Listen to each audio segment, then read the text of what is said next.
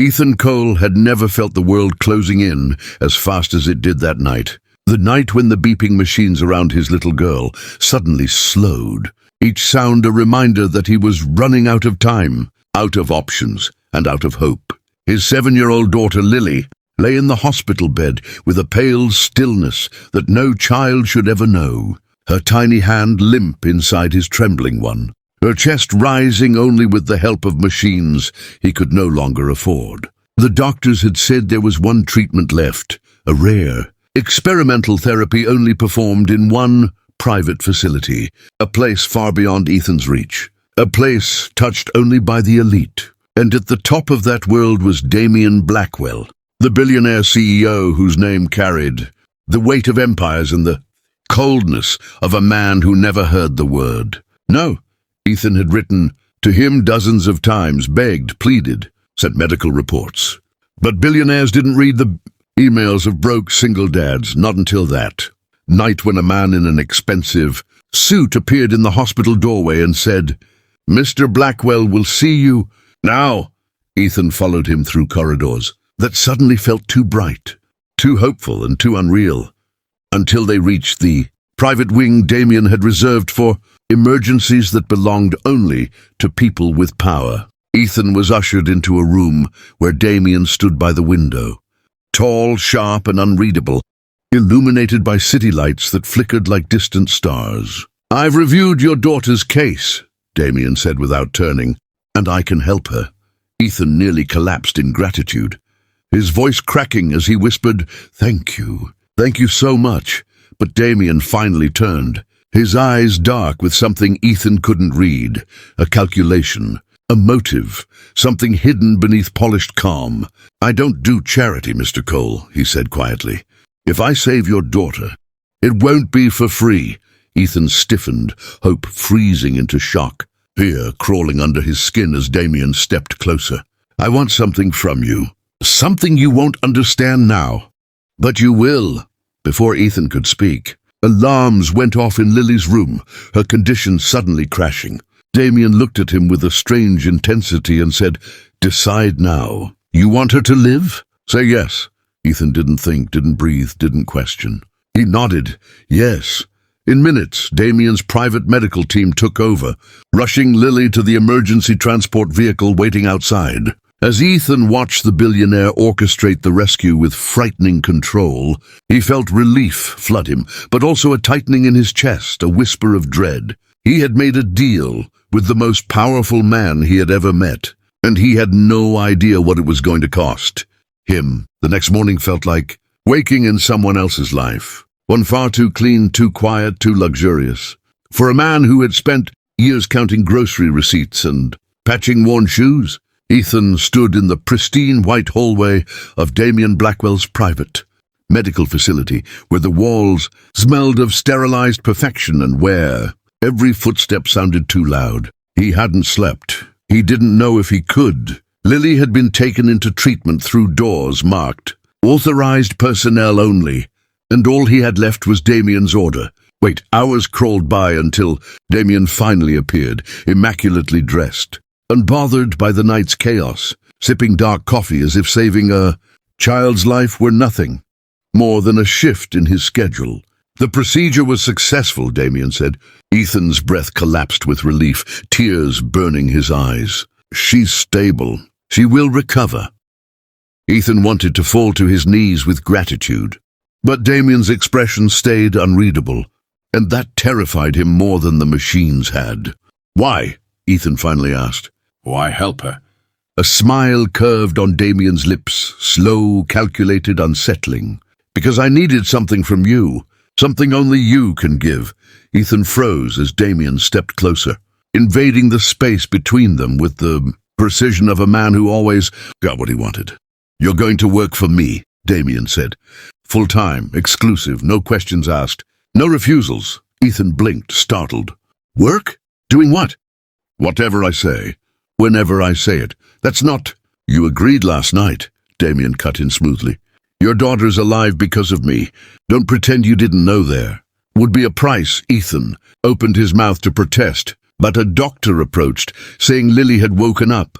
Ethan rushed past Damian without another word, bursting into the recovery room where Lily lay, blinking softly, color returning to her cheeks. He held her, cried into her hair, whispered prayers and thanks he didn't know he still remembered.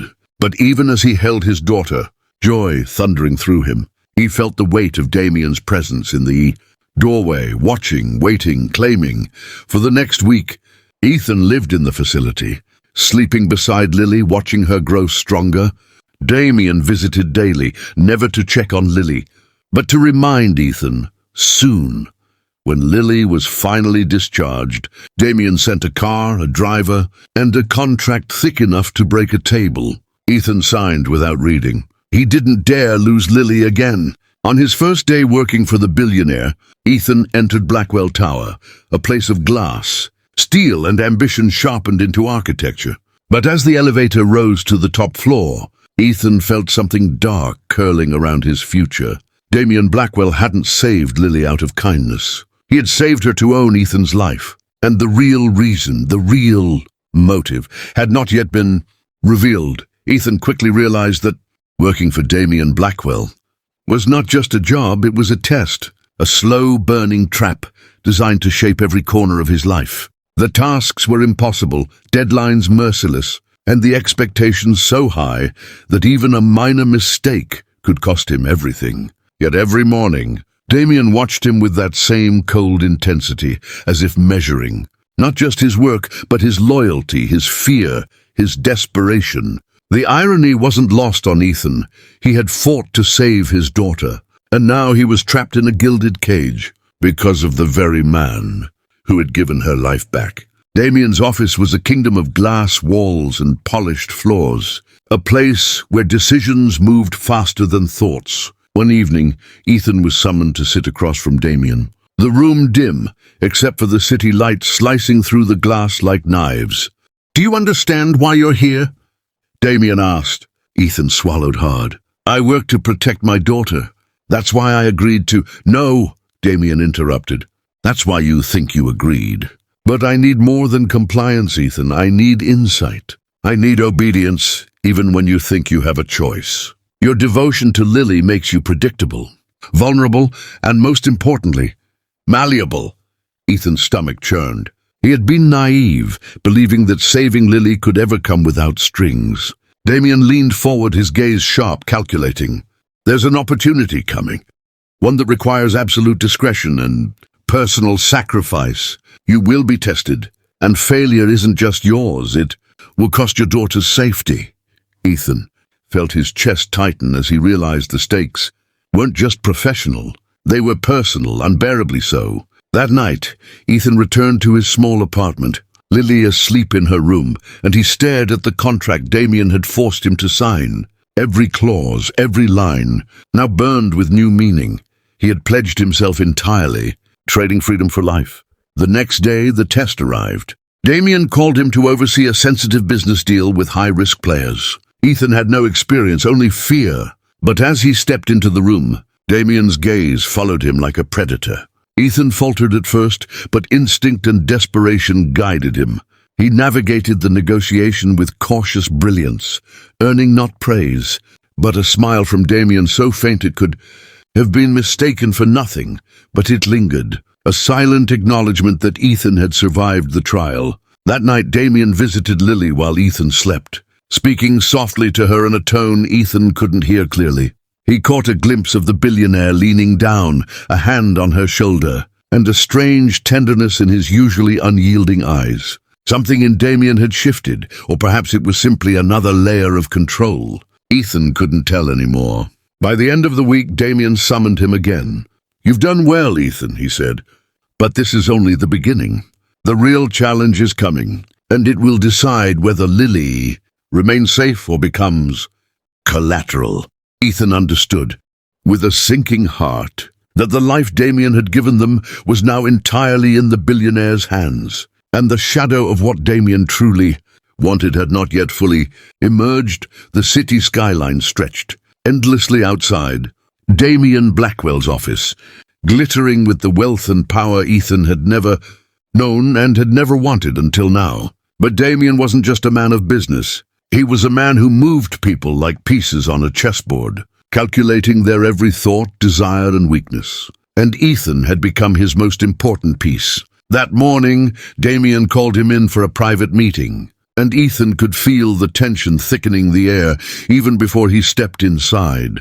Damian's office smelled of expensive leather and faint cologne, a mix that made Ethan's stomach twist with both fascination and unease. "Ethan," Damian said, his voice smooth, but carrying an edge sharp enough to cut glass. "There's a matter that requires your personal attention. A matter that could affect everything you hold dear."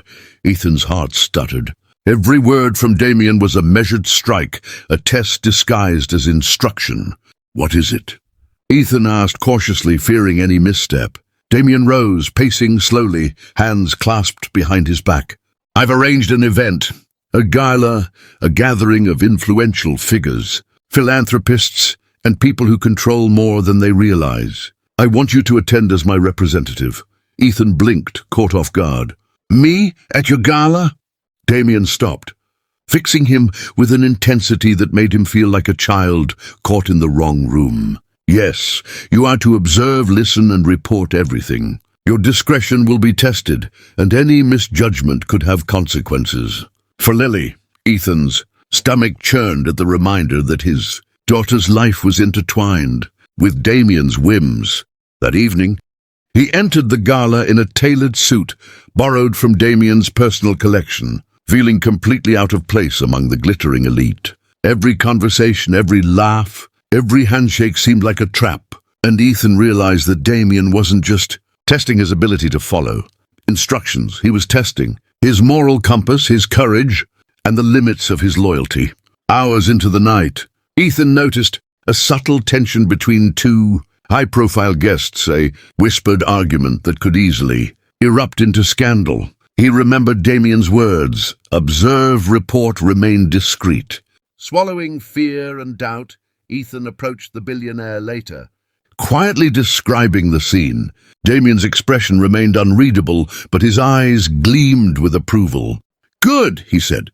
"You're beginning to understand what it means to survive in my world." But survival is only the first step.